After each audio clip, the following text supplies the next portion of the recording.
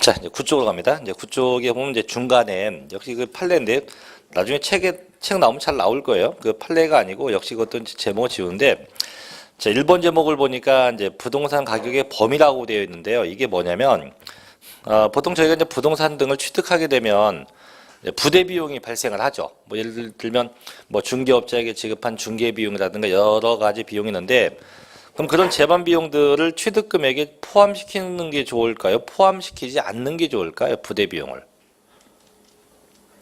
그죠? 당연히 부대 비용을 포함 안 시켜야죠. 왜?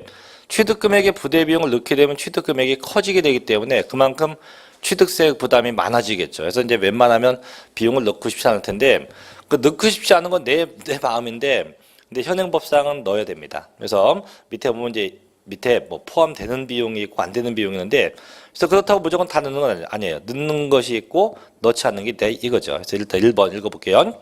자, 사실상 취득가액입니다.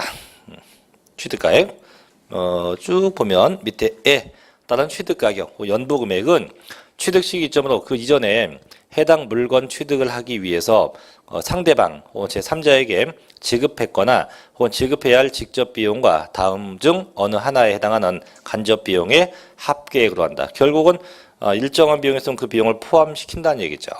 다만 자, 그 취득대금을 일시급은 한꺼번에 다 주는 거예요. 다 주는 조건 하에서 일정액을 할인받았다. 그럼 된 할인된 금액이다. 이건 뭔 얘기냐면 당초 계약한 금액이 뭐 한 20억쯤해요. 근데 이걸 계약금, 중도금, 잔금해서 잔금이 한 2달 뒤에 줄 건데 이걸 계약하자마자 그 다음 날 에이 어차피 줄 건데 잔금을 한꺼번에 다 주겠소 해서 일순간에 다 줘버린 거예요. 다 주면 파는 자는 기분이 좋겠죠. 좋으니까 야 그럼 내가 1억을 빼줄게. 그럼 그 빼주고 난 그 금액을 갖고 한다는 거죠. 자 그런데 대체 어떤 금액이 포함입니까? 그래서 1번 보니까 자 건설자금에 충당한 이자입니다.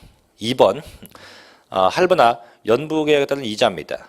다만 이하 빗줄. 다만 법인이 아닌 자 그럼 누구 개인이요 개인. 개인이 취득할 경우는 이땐 취득가액에서 제외요. 즉 할부이자와 연체이자는 누구만 포함한다. 취득자가 법인일 때만 포함하고 개인은 포함하지 않는다는 얘기예요. 또 세 번째, 농지법에 따른 농지보전 부담금. 네 번째, 취득에 필요한 용역을 제공받고 지급한 용역비. 다섯 번째, 취득대금 외에 당사자 약정에 조건 부담액. 여섯 번째, 너무 길다 해서 매각 자손. 약간 이런 건 다 포함된대요. 그 다음에 밑에 2번, 다음은 포함하지 않는데요. 그래서 첫째, 취득한 물건의 판매를 위한 광고 선전비. 둘째, 전기사업법이나 도시가스법상 부담한 분담 비용. 셋째, 이주비 혹은 뭐 지작물 보상금 같은 거. 넷째, 부가가치세 같은 거 이런 건 포함하지 않는데요. 자, 그러면 위에 포함되는 비용이 있고 밑에 포함되지 않는 비용이 있는데 이걸 다 외우기가 좀 버거울 텐데 그래서 쉽게 가는 게 있어요. 이제 저희는 포함하지 않는 비용만 생각하면 돼요. 포함하지 않는 비용. 그래서 이게 어떻게 외우냐면 좀 유치하지만 이렇게 외울 수 있어요. 계할련 좀 이상하죠? 광분 이주 보상 부 이렇게 해요. 그리고 계할련이 뭐냐면 아까 위에 상단에 포함되는 거 동그라미 2번 다시 볼게요. 아까 밑줄 친 건. 그래서 원래는 할부나 연체이자가 포함돼야 돼요. 다만 이하 빗줄 법인이 아닌 자 그럼 얘가 누구 개인 그래서 개인에게 발생된 경우는 포함 안 한다. 즉 개인에게 발생한 할부이자와 연체이자입니다. 개인에게 발생한 뭔 이자? 할부이자, 연체이자 이거고 또 밑에 포함되지 않는 거 있죠. 첫째 뭐가 나옵니까? 광고 선전비. 둘째 분담 비용. 셋째 이주비. 넷째 보상금. 그다음에 부가가치세 이런 건 포함하지 않는데요. 그래서 좀 유치하지만 어떻게 계할련 개인에게 발생한 할부이자와 연체이자 그다음에 광고 선전비 그다음 분담 비용 그다음 이주비 그다음 보상금 그다음 부가가치세 이런 것은 포함되지 않는데 그래서 포함되는 것이 있고 안 되는 것도 있다. 자, 그 정도만 구분하면 되겠죠. 자, 이제 밑에 큰 3번으로 가죠. 자, 건축물의 건축과 개수 또 종류 변경 등인데요. 1번. 자, 건축입니다. 자, 저희가 이 건축에는 신축, 중축, 개축, 재축이 있는데요. 제목 보니까 신축과 재축은 제외한대요. 그럼 결국은 남는 게 뭐냐면 중축하고 개수야. 그럼 제가 신축은 건물을 처음 진 거죠. 처음 진 거는 걔는 전체 건물, 즉 전체 건축비가 이제 취득금액이 되는데 지금은 신축과 재축을 제하면 남는 게 중축이에요. 중축은 건물을 키운 거죠. 그렇기 때문에 결국은 그 증가된 금액에 대해서만 세금을 부과해요. 그래서 보면 건축물을 건축합니다. 단 신축과 재축을 제외한 뭡니까? 중축과 개축을 말함하거나 개수한 경우 또 차남 기계장비 선박의 종류를 변경한 경우 자 결론 그로 인해서 뭐 된 거예요? 증가된 가액. 그래서 지난번에 배웠죠. 항상 의제 취득이 되면 변경과 동시에 가액이 증가돼야 한다. 그럼 뭐대만큼 과세요? 증가액만큼 과세. 그럼 결국 중축이 되거나 종류 변경 등이 되면 항상 뭐에 대해서 그 증가된 금액에 대해서 과세한다는 겁니다. 그래서 결국 증가액이고 자, 지금 넘어가요. 네 번째. 자, 또 나오죠. 자, 토지의 지목 변경입니다. 그래서 원칙 보니까 자, 지난번에 얘도 배웠어요. 지목 변경은 역시 변경이 되면서 가액이 증가되면 어느 만큼 과세? 증가액만큼. 그럼 얘들 읽어볼게요. 1번 원칙. 자, 토지의 지목 변경에 대한 과세 표준은요. 그 토지 지목이 사실상 변경된 때를 기준으로 그 지목 변경 이후에 토지에 대한 시가 표준액에서 지목 변경 전에 시가 표준액을 뺀대. 그럼 결국은 역시 뭐 후에서 전을 뺀 거니까 뭡니까? 얘도 역시 증가액이 되죠. 그래서 결국 시가 표준액의 증가액에 대해서 과세한다가 되는 거죠. 단 예외. 자, 지목 변경 예외가 있어요. 이거 뭐냐면 1번 원칙은 지목 변경한 자가 개인이고요. 2번은 보면 판결문 혹은 법인장부에서 지목 변경에 든 비용이 입증되었다. 그러면 그때는 그 비용 갖고요. 그 비용 갖고. 그 비용이 뭐냐면 지목 변경에 쓴 비용이에요. 그럼 결국 지목 변경은 두 가지가 있는 거죠. 이게 개인이 변경한 건지 아니면 법인이 한 건지. 그래서 개인이 변경하면 뭐로 하고 증가된 금액. 법인이 하면 뭐로 합니까? 소요된 비용. 그래서 맨 밑에 보면 중간에 비교서 있죠. 그래서 개인이 했다 뭐가 돼요? 증가된 금액. 밑에 법인이 있다 뭐라 합니까? 소요된 비용 가지고 하게 됩니다. 그래서 그럼 결국 일단 기본은 항상 의제 취득은 뭐 증가된 금액에 대해서 과세한다는 거죠.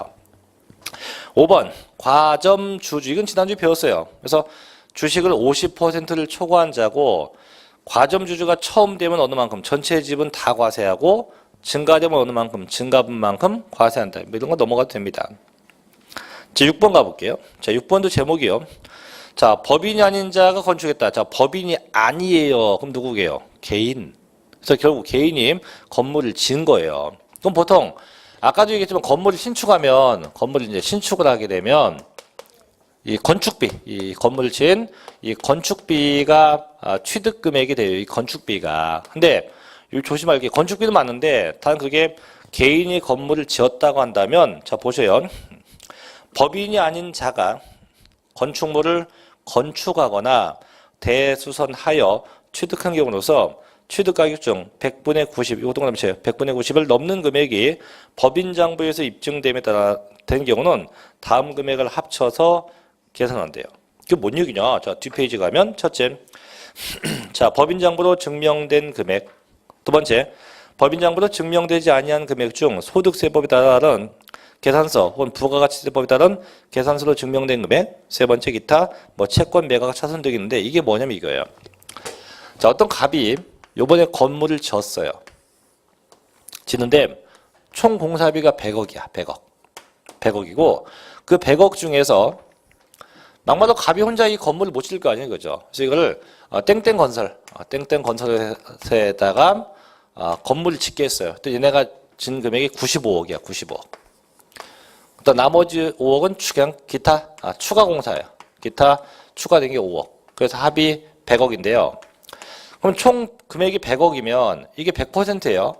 그 중에서 이렇게 도급을 준 거, 즉 법인 장부에 의해서 확인된 게 얼마 이상? 90%가 넘어야 됩니다.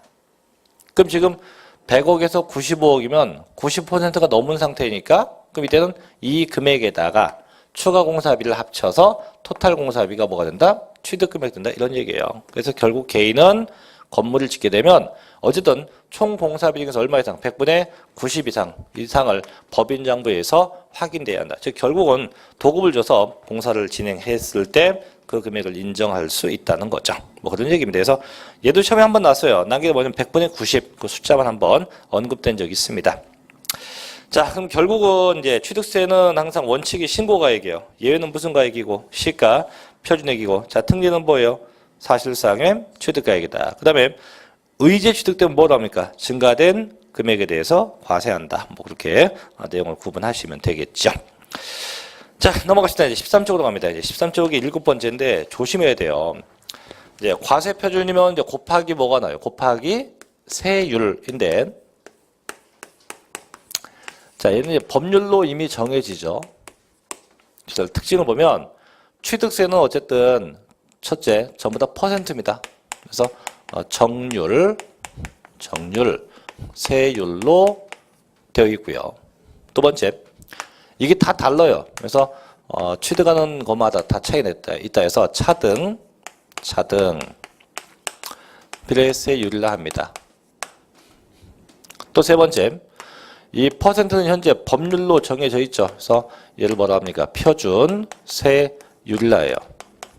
이때 표준이 무슨 뜻? 법률 정한 기본을 쓴다 이 얘기고, 이게 여의치 않다면 얘를 조정할 수 있어요. 플러스 마이너스 50% 범위 내에서 뭣도 할 수 있다. 가감 조정할 수 있다. 이렇게 되어 있고요. 또 네 번째, 취득세는 중과당하는 것도 있어요. 그래서 중과 세율도 있다. 이 중과는 뭐냐면 취득세를 많이 걷겠다 이거예요. 저도 며칠 전에 이제 저희 고등학교 동창 모임을 갔는데, 저 처음 나가봤어요. 뭐 이번 초대받아 갔는데 잘 나가는 친구는 역시 잘 나가대요. 이번 이제 회장에 취임한 친구가 저를 보더니 오래간만이다 반장. 제가 반장이었거든요. 그래서 그래 오래간만이다. 뭐 축하한다 회장을. 그랬더니 이제 그 친구가 저보고 뭐 하니요. 그래서 그냥 조그맣게 뭐 해. 했더니 먹고 살 수 있겠네요. 먹고 살 수 있어. 얼마나 버니요? 한 달에 한 200 벌어. 그랬더니 인생을 왜 그렇게 사니요? 그 너 뭐하니 했더니 조그맣게 뭐 한대. 자기는 좀 조그맣게 가지고 좀 사업을 크게 한대요. 그 옆에 있는 친구들도 야, 쟤 돈 많이 벌어. 저 새끼 돈 벌어갖고 타워 팰리스 사서 이사 갔잖아. 이렇게 얘기해요. 땅도 샀대 또 얼마 전에. 그러더니 나 뭐 좀 벌지 이러고 있어요. 근데 다시 저한테 야, 너 내 밑에 가서 일할래? 이러는 거예요. 기분 되게 나쁘더라고요. 그래서 그런 거 보면 솔직히 배 아프잖아요. 그죠? 배도 아프고 아유 저씨 근데 저의 그 답답한 이 배 아픔을 정부가 해결해줘요. 정부가. 아까 그 친구 산 집이 무슨 집? 타워팰리스입니다. 도곡동에. 이 타워팰리스는 되게 비싼 집이에요. 그죠? 저희가 근데 흔하게 말하는 고급 주택이에요. 그럼 얘는 국가는 나의 배 아픔을 취득세가 해결해줘요. 취득세가 엄청나게 많이 냅니다. 엄청나게. 그래서 법은 참 공평하다. 그죠? 왜 공평해? 나의 배 아픈 걸 누가 해주니까? 정부가 해주니까. 그래서 일부 취득재산은요. 정부가 세금을 많이 걷는 것도 있다. 그걸 뭐라 합니까? 중과세율이라고 이야기합니다. 근데 이제 그러고 나서 모임이 끝났을 거 아니에요. 그죠? 끝나고 이제 제가 어딘가에 전화를 했지. 어이, 김 기사 차대. 그들이 다 쳐다봐요. 저 뭐야? 근데 실제로 나서 이제 저희가 이제 그 호텔에서 모임했는데, 이제 1층에 다 나갔을 거 아니에요. 나가서 이제 딴 애들은 다 주차장에 차 있는데 제 차만 호텔 현관 앞에 차가 딱 서 있는 거예요. 그러니까 나 갈게. 타고 왔는데 그 김 기사는 뭐 김 기사입니까? 애기 엄마지. 근데 선팅을 지나가서 안 보일 거 아니에요. 앞에 있는 운전수가. 그래서 갈게 탔더니 가는데 전화가 무지 왔어요. 너 정체가 뭐냐? 그 아까 회장된 친구가 제일 먼저 왔어요. 너 뭐 하는 놈이냐? 그래서 나 조그맣게 뭐 한다니까. 얼마 버냐? 200만 원 번다니까. 그랬더니 자꾸 끼우뚱해요. 그러더니 만나재요. 그게 좋다. 그래서 내일 만나 그랬어요. 내일 목요일, 내일 강남 수업이니까. 내일 그냥 강남 수업 오해보자. 근데 내일 기사 없네. 큰일 났네.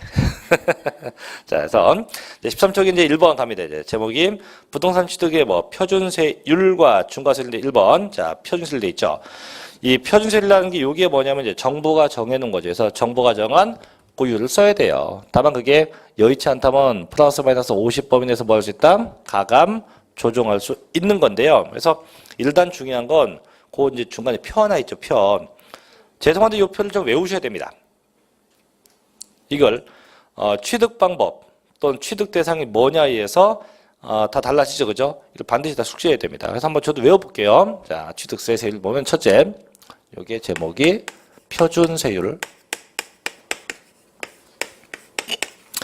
자, 첫째가 뭐냐면 첫째가 유상취득. 유상취득은 매매가 된 거예요. 그럼 내가 돈 주고 산 게 뭐냐? 그게 농지였다면 해당 농지 금액의 1000분의 30. 그래서 3%고요. 농지 아닌 건 기타는 1000분의 40이에요. 1000분의 44%입니다. 두 번째, 이번에 상속받았대. 상속. 마찬가지. 상속받은 게 농지라면 해당 농지 금액의 1000분의 23, 그래서 2.3%가 되고 농지 아닌 기타의 경우는 1000분의 28이 돼요. 1000분의 28. 그래서 2.8%가 됩니다. 조심할 건 세 번째인데 증여인데요. 이 증여는 조심할 게 뭐냐면 무엇을 받았냐가 아니고 누가 받았냐입니다. 얘만큼은 누가 증여받았냐. 증여받은 가 누구냐. 그래서 첫째, 그게 비영리자, 즉 학교라든가 종교단체가 받게 되었다면 1000분의 28이 돼요. 2.8%가 되고 둘째, 일반인, 즉 개인 간의 증여가 되었다면 1000분의 35가 됩니다. 35, 3.5%가 됩니다. 네 번째, 자, 네 번째가 원시취득이에요. 원시는 크게 두 가지, 신축이나 중축입니다. 되면 1000분의 28. 그래서 2.8%만큼 과세가 되고 마지막은 각종 분할취득, 분할취득은 1000분의 23이 됩니다. 그래서 2.3%만큼 과세해서 쭉 해서 내용 정리가 돼야 됩니다. 그래서 조심할 건 바로 증여. 그 다음에 하나 더, 유상취득이 매매인데요. 매매된 것 중에 조심할 게 뭐냐면 바로 주택이에요. 주택에 대해서만큼은 또다시 별도의 세율을 씁니다. 주택에 대해서만큼은.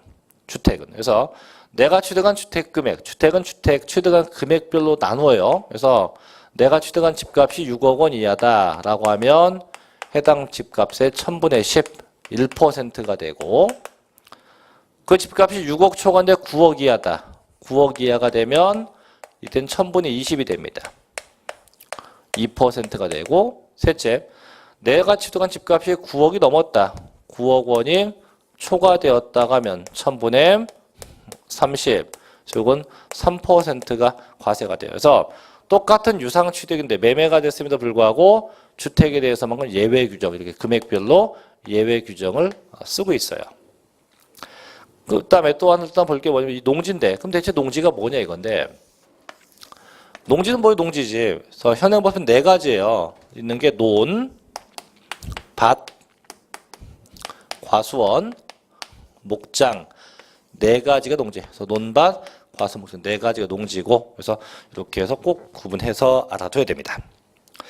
그래서 이제 그 표를 다 외웠다고 가정을 하면 돼요. 이제 가정을 하시고, 자 넘겨볼게요. 이제 그 다음에 가면. 자, 또 판례라고 되네. 판례 아닌데, 자, 이렇게 해놨지, 왜 책을. 그래서 1번, 뭐, 농지의 범위에서 나와 있죠. 뭐, 취득 당시 지목이 뭐, 논밭 과수원 돼 있고, 그 다음에 2번, 비영리 사업자 나와 있을 거예요. 뭐, 지금 뭐, 외울 거 없어요. 이 상태로만 보시면 됩니다. 그래서 요게 현재 법률 정한 모순세를 기본세로 해서 뭐라 합니까? 표준세율을 한다 이거죠. 그래서, 그 다음 페이지 15쪽 보면 예제가 나올 건데, 보세요. 예제 보면, 자, 저희 시험에 26회 때 나왔던 거네요. 그죠? 자, 지방세법상 부동산 취득 시, 자, 표준세율로 오른 걸로 다 골라봐라. 첫째, 상속으로 인한 농지 1000분의 23 맞죠? 농지 20.3%. 두 번째, 각종 분할 1000분의 23 얘도 맞네요. 분할 1000분의 23 얘도 맞고. 세 번째, 원시 취득 1000분의 28 얘도 맞네 그죠? 1000분의 28 맞고. 넷째, 자 비영리 사업자가 상속이 외부상. 자 비영리 사업자가 상속이 외부상을 증여받은 겁니다.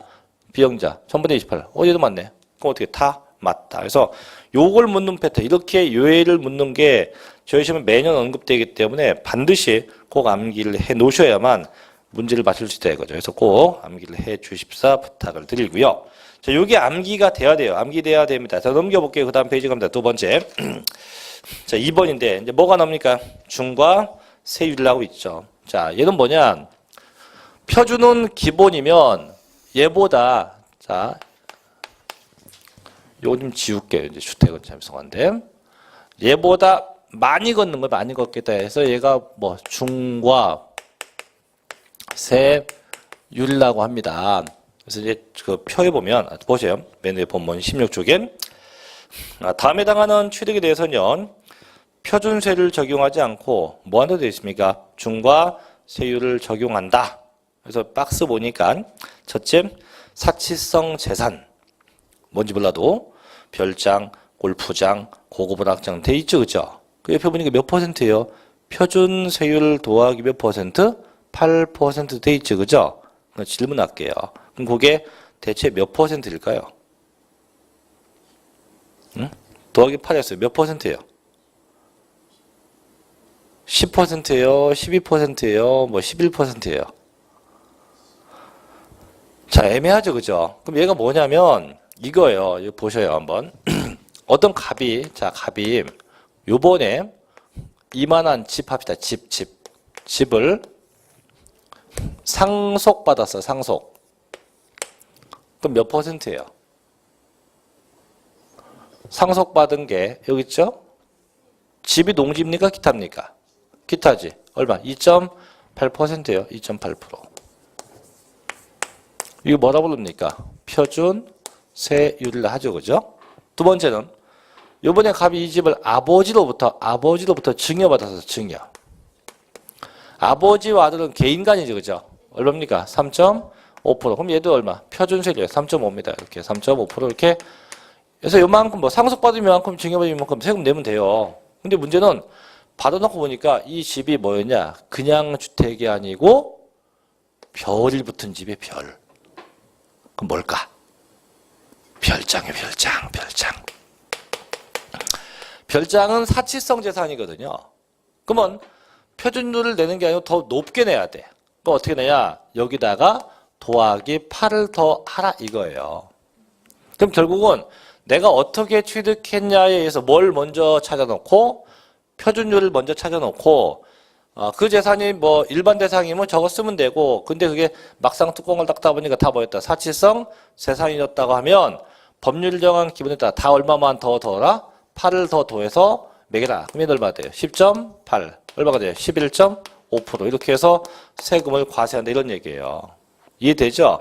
그럼 결국은 저걸 못 외우면 이게 될 수가 없겠죠. 반드시 암기하셔서 어떻게 취득하면 어떤 율이고 거기다 더하기 8을 더하면 된다. 이게 사치성이고. 두 번째 과밀억제 권역. 여기서 옆에 보니까 써있죠. 뭐 더하기 뭡니까? 표준세율 더하기 4%. 방법은 똑같아요. 세 번째 대도시 나오죠. 그죠? 마찬가지에도 대도시는 똑같아요. 얘는 표준세율 몇 배? 3배 빼기 4%. 방법은 다 동일합니다. 그래서 여기서 중요한 건 이제 사치성 재산이고요. 솔직히 2번 과밀억제 권역, 3번 대도시는 이따가 간단하게 보시면 돼요. 책에는 물론 많이 써 있지만은 그 사치성 재산만 보시고 과밀억제 권역 대도시는 그냥 간략하게 내용만 체킹만 하시면 아마 될 겁니다. 자, 그럼 갑시다. 2번 사치성 재산부터 가볼게요. 자, 중과되는 건 첫째 사치성 재산입니다.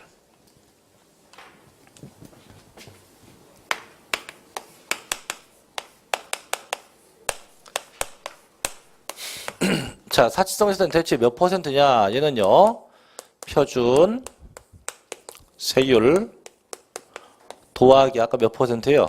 8%라고 돼 있죠?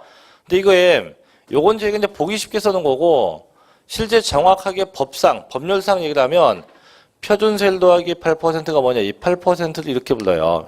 이렇게 중과 기준 세율의 100분의 400을 합친다라고 합니다. 뭐에? 중과 기준 세율의 100분의 400. 그럼 이때 그럼 대체 중과 기준 세율 얘가 뭡니까? 얘는 무조건 2%예요. 그래서 2%에 400은 몇 배? 4배, 4배. 그럼 2% 되니까 얼마? 8%를 더한다 이거죠. 자, 읽어보게 본문이요. 자, 취득세 중과 대상인 사치성 재산에는 별장, 골프장, 고급 오락장, 고급 선박, 고급 주택이 있으며 이러한 사치성 재산 등 해당하는 부동산 등을 취득을 하면 밑에 있죠. 취득세는 뭐에다가 표준세율과 중과기준세율을 해서 항상 중과기준세율은 다 2%입니다. 그 2%에 100분의 400 몇 배? 4배를 합쳐서 계산된 금액을 그 세액으로 한다 이거예요.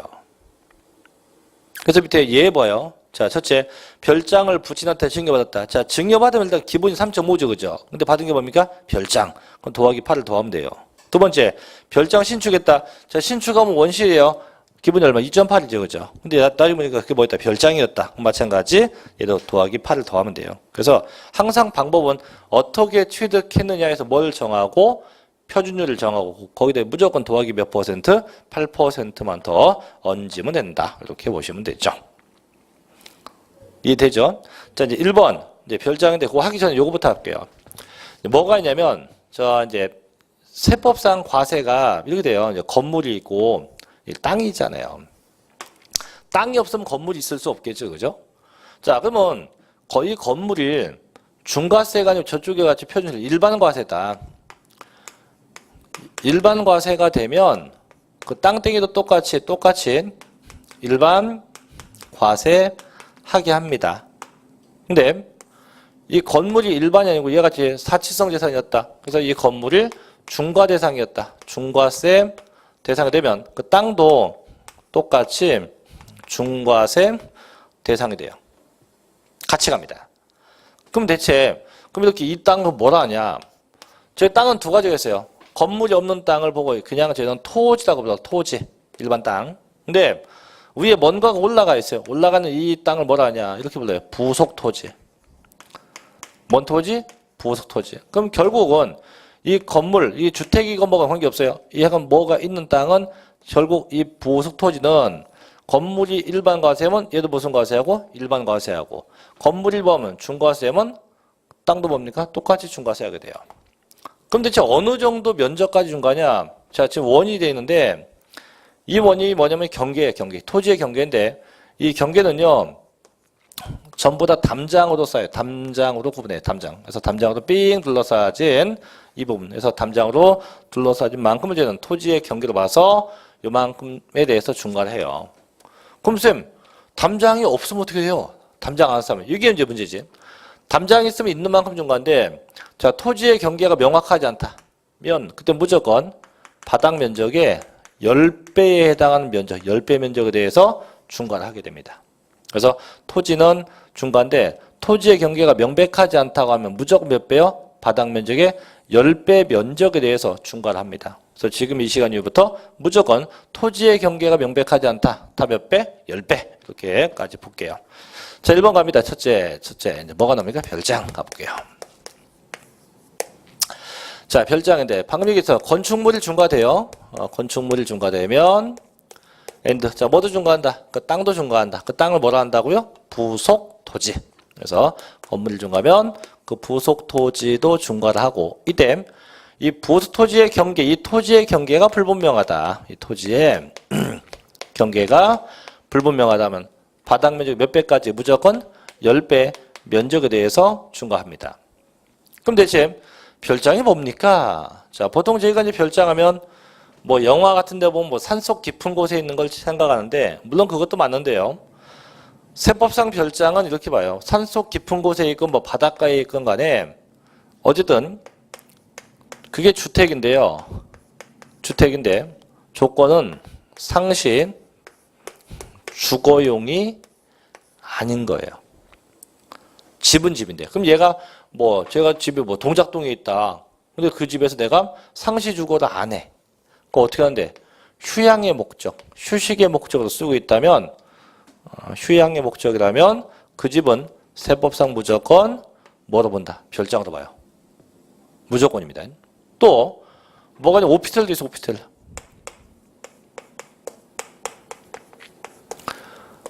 얘는 용도가 두 가지죠. 주거용도에 있고, 그죠? 사업용, 업무용도였는데 마찬가지. 주거나 업무용이 안 써요. 안 쓰고 마찬가지 얘도 어떤 용도? 휴양의 용도였다. 그럼 얘 또한도 뭐로 본다? 별장으로 봐요. 그래서 꼭 바닷가에 있다가 아니고 도심지 한복판에 있어도 결국 뭡니까? 휴양의 목적이면 다 뭐가 됩니까? 별장으로 본다. 자, 볼게요. 1번. 자, 맨 밑에 있습니다. 주거용 건축물로서 늘 주거용에 사용하지 아니하고 휴양, 피서, 놀이 등의 용도에 사용하는 건축물과 그 부속 토지를 의미합니다. 있죠? 또 그 뒷페이지 메뉴에서 세 번째 줄 보면 주거 외에 용도로 겸용할 수 있도록 건축된 오피스텔 혹은 이와 유사한 건축물로서 사업자 등록증 등에 의해서 사업장으로 사용하고 있음이 확인되지 않는 것도 뭐로 봅니까? 마찬가지 얘도 별장. 결국 상시주거 아니고 어떤 용도? 어떤 휴양의 목적이면 전부 다 뭐가 됩니까? 별장에 해당한다 이거지. 자, 동그라미 2번. 자, 이때 그 별장용 토지, 건축물의 부수된 토지의 경계가 자, 명백하지 않다면 건축물 바닥 면적이 몇 배까지 가요? 무조건 10배. 아까 얘기했죠. 그래서 어쨌든 상시주거 아니면 다 별장으로 봅니다. 다만 세 번째. 다음에 해당하는 농어촌 주택 단 읍이나 면지역이 있네요. 의 경우는 중과세대는 별장으로 보지 않아요. 즉 분명히 상시주거가 아니면 다 별장인데요. 그게 어디 있어요? 농촌에 있대요. 있으면 상시주거 아니어도 별장을 안 봐. 즉 결국은 중과세 하겠다 안 하겠다. 중과세 하지 않겠다. 단 조건인 밑에 있는 기역, 니은, 디귿번이 다 충족돼야 됩니다. 전부 다 동시에 돼. 첫째, 그 대지 면적이요. 그 촌집의 대지 면적이 660제곱미터 이내에 되고 건물 면적은 150제곱미터 이내에 돼요. 그게 반드시 그 요건이 충족돼야 됩니다. 그러면서 두 번째, 그 건물 가격이 6,500만 원 이내에 됩니다. 또 세 번째, 그게 아무리 촌지역이어도 다음 지역이 있으면 안 돼요. A번, 광역시에 소속된 군지역. B번, 국토계획법상 지정된 도시지역이나 허가구역. 셋째, 소득세법상 투기지역. 넷째, 조세특례지원법상 어디 관광단지 이런 곳에 있으면 안 됩니다. 그런 지역을 다 피해가야 돼요. 그럼 결국은 어디입니까? 깊은 산골, 아주 산골함에 있으면 돼요. 깊은 산중에 있으면 상시주거에도 뭐한다 봐준다. 뭐 그렇게 구분하면 됩니다. 그래서 어쨌든 별장은 이렇게 상시주거 목적이 아닌 거라고 보시고요. 자, 두 번째 갈게요. 두 번째 뭐가 나옵니까? 골프장. 자, 골프장은 역시 중과예요. 토지도 중과하고요. 앤드 건축물도 중과하고요. 다시 앤드 골프장은 나무, 인목도 중과합니다. 그래서 토지, 건축물, 인목이 전부 다 중과 대상이 돼요. 전부 다. 다만 골프장도 조건이 있어요. 중과할 때 다 중과가 아니고 첫째 반드시 회원제입니다. 회원제 골프장에 한해서 중과해요. 반드시. 두 번째 골프장은 반드시 원시 취득돼야 중과합니다. 원시 취득돼야 중과한다. 그럼 대체가 언제가 원시냐? 골프장은요. 골프장 졌을 때가 아니고 골프장 한다고 등록할 때 이 등록할 때가 원시 취득 시점이에요. 뭐 할 때? 등록할 때. 다만 이 등록에는 변경 등록이 포함됩니다. 그래서 일반 등록이나 변경 등록이 포함돼요. 그래서 변경 등록이 포함돼서 돼요. 다만 얘가 등록 안 했다. 등록 안 하면 사용할 때, 사용했을 때 중과하기도 합니다. 그래서 골프장 이렇게 보면 돼. 그래서 골프장은 등록하거나 혹은 변경 등록하거나 사용할 때 중과한다. 자, 세 번째 갑시다. 자, 3번 바로 넘어갈게요. 자, 3번 뭐가 나옵니까? 명칭이 고급 오락장인데요. 그럼 얘도 마찬가지예요. 얘도 그 건축물이 중과가 되면 and 그 부속 토지도 중과가 돼요. 마찬가지. 이때 이 토지의 경계가 불분명하다. 이 경계가 불분명하면 얘도 몇 배? 바닥 면적의 무조건 10배로 가요. 자, 대체는 고급 오락장이 뭐냐? 그거 써 있어요. 뭐 유흥주점, 뭐 도박장 이런 것들이 있는데 이런 것들 등등. 예. 근데 실상 이게 중요한 게 아니고 고급 오락장은 중요한 게 그 숨어 있어요. 자, 일단 봐요. 1번. 자, 고급 오락장은 도박장, 유흥주점, 특수 목욕장, 그 밖에 이와 유사한 형태의 용도에 사용되는 건축물 중 대통령령이 정하는 건축물과 그 부속 토지입니다. 이게 중요한 게 아니에요. 중요한 건 다만이야, 밑줄 다만. 고급 오락장 건축물을 취득한 날부터 30일입니다. 상속이 되면요. 상속기의 실속한 달의 말부터 실종되면 실종 선고일 속한 달의 말부터입니다. 각각 6개월, 납세자가 외국에 주소가 있으면 먼저 9개월 내입니다. 이내에 고급 오락장이 아닌 용도에 사용하거나 고급 오락장이 아닌 용도에 사용하기 위해서 용도 변경 공사에 착공하면 중과하지 않습니다. 즉 결론 뭐냐면 용도 변경이에요. 그럼 아까 별장이나 골프장은 그런 얘기 없었거든요. 얘는 있어요. 그게 뭐냐 아마 이거. 내가 뭣도 모르고 취득했어요. 취득했는데 그 물건 보니까 뭐였다? 고급 오락장이었대요. 그게. 그럼 60일 내에 원래는 아까 며칠 내에 60일 내에 이제 신고 납부해야 되는데 세금이 엄청 많다는 거죠. 안 되겠다. 에이 돈도 없고. 그래서 취득하고 나서 며칠 내에 30일 내에 뭘 했대요? 용도 변경을 하면 중과세 있다 없다? 없다. 그 얘기예요. 그래서 신고 납부 전에 용도 변경 하든가 용도 변경 공사에 착수하면 돼요. 다만 상속받았으면 언제? 걔는 6개월까지. 그래서 일단 상속을 제외하면 일단 언제? 30일 내에 용도 변경 공사에 착수하면 중과세 있다 없다? 중과세는 하지 않는다 이거죠. 그거 꼭 조심해야 됩니다. 중과 없다. 다음 밑에 3번 갑니다. 자, 고급 오락장에 부속된 토지의 경계가 마찬가지 명백하지 않다면 몇 배? 바닥 면적이 몇 배? 10배까지 과세 대상이 돼요. 그래서 항상 토지의 경계가 명백하지 않다면 몇 배? 무조건 바닥 면적의 10배까지 과세할 수 있다고 합니다. 넘어가서 네 번째 고급 선박인데요. 얘는 시험 안 나요. 그냥 제목만 봐요. 고급 선박도 있다. 고급 선박도 있고. 5번 갑니다. 자, 이제 고급 주택인데 요게 좀 문제예요. 고급 주택이.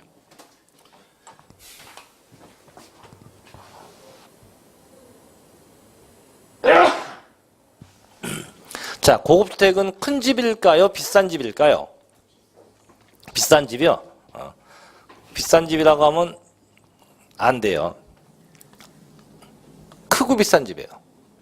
크고 비싼 집. 그래서 크고 비싼 집인데, 그럼 일단 보죠. 다섯 번째 제목이 고급 주택인데,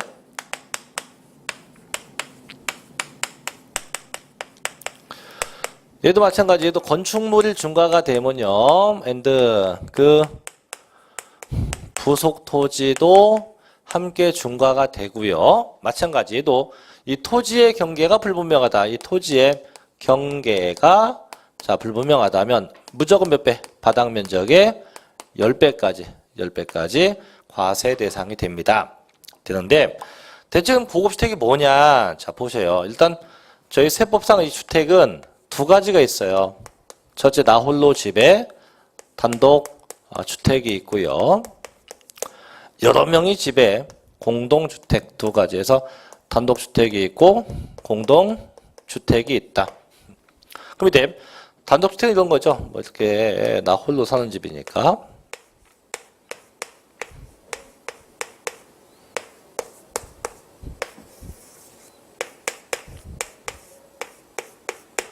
자, 이런 집이 단독주택이고, 자, 공동주택은 아파트 같은 거죠. 아파트 같은 거. 이렇게 있죠. 자, 이제 그럼 요 집들이 과연 세법상 고급주택인지 아닌지 판정을 해봐야겠죠, 그렇죠? 그럼 분명히 제가 이제 크고 비싼 집인데, 자, 단독주택부터 가요. 얘가 고급인지 아닌지 따지는 방법이 네 가지예요. 그래서 넷 중에 한 가지만 걸리면 얘는 고급주택이 돼요. 단독주택은. 자, 볼게요. 첫째는 뭐냐면, 첫째는 이 건물 기준. 그래서 이 건물, 저 건물의 면적이요. 이 건물의 면적이 적어도 331 제곱미터가 일단 초과가 돼야 돼요. 그럼 예를 굳이 얘기하면, 건평만 얘기하면 평으로 따지면 여기 100평이에요, 100평. 그래서 건평이 100평이 넘어야 돼요. 쌤, 근데 저희 집은 100평이 안 넘어요. 그러면 그래서 만든 게 두 번째는 대지 면적이야. 얘가 안 되면 얘를 봅니다. 두 번째, 무슨 면적? 대지 면적이 딱 2배, 662 제곱미터가 초과돼도 돼요. 그래서 결론 둘 중에 하나입니다. 둘 중에 하나. 그래서 331 제곱미터가 넘든가 662가 넘든가 둘 중에 하나가 넘어가야 돼요. 넘어가야만 일단 요건이 돼요. 자, 그 상태에서 정부 과정은 이 건물값, 저 건물의 시가 표준액, 저 건물의 자, 시가 표준액이